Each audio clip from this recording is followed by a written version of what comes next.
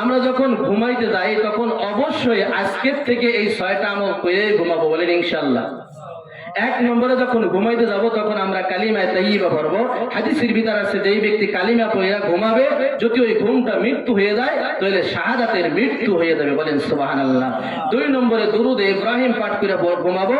তো এই দুরুদ ইব্রাহিম কিয়ামতের ময়দানে সাক্ষীর জন্য সাক্ষী দেবে, দুরুদ ইব্রাহিম সাক্ষী দিয়ে তাকে জান্নাতে নিয়ে যাবে। 3 নম্বরে হলো ঘুমের দোয়া হবে, আল্লাহুম্মা বিসমিকা আমুতু ওয়া আহইয়া, আল্লাহ তোমার নামে আমি মরতেছি। এই দোয়া পড়ে যেই ব্যক্তি ঘুমাবে সারা রাত ইবাদত করার সব তার আমল নামায় লেখা হবে। 21 বার বিসমিল্লাহ পড়ে ঘুমাবো, যতটা শ্বাস টানবো আর বের করব ততটা সব আমল নামায় আল্লাহ তাআলা ফেরেশতার মাধ্যমে লিখতে থাকবে।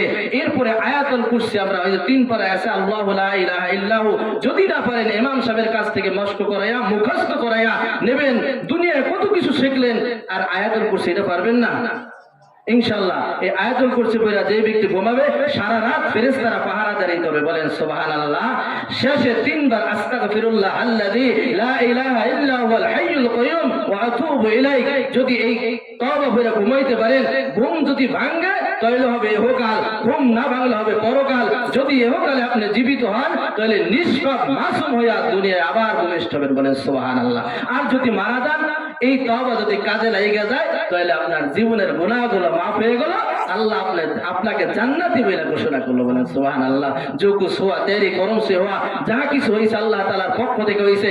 আল্লাহ তাআলা বলার তৌফিক দিয়েছে, তাই কিছু কথা যেহেতু রজব মাস কিছু কথা শেয়ার করলাম। আল্লাহ তাআলার কাছে তৌফিক চাইতেছি, আল্লাহ আমাদেরকে সকল ভাইদেরকে যারা আমার কথা শুনলো সকলকে আমল করার তৌফিক দান করেন, বলেন আমিন। ওয়া আখিরি দাওয়ানা আলহামদুলিল্লাহি রাব্বিল আলামিন। আসসালামু আলাইকুম ওয়া রাহমাতুল্লাহি ওয়া বারাকাতুহু।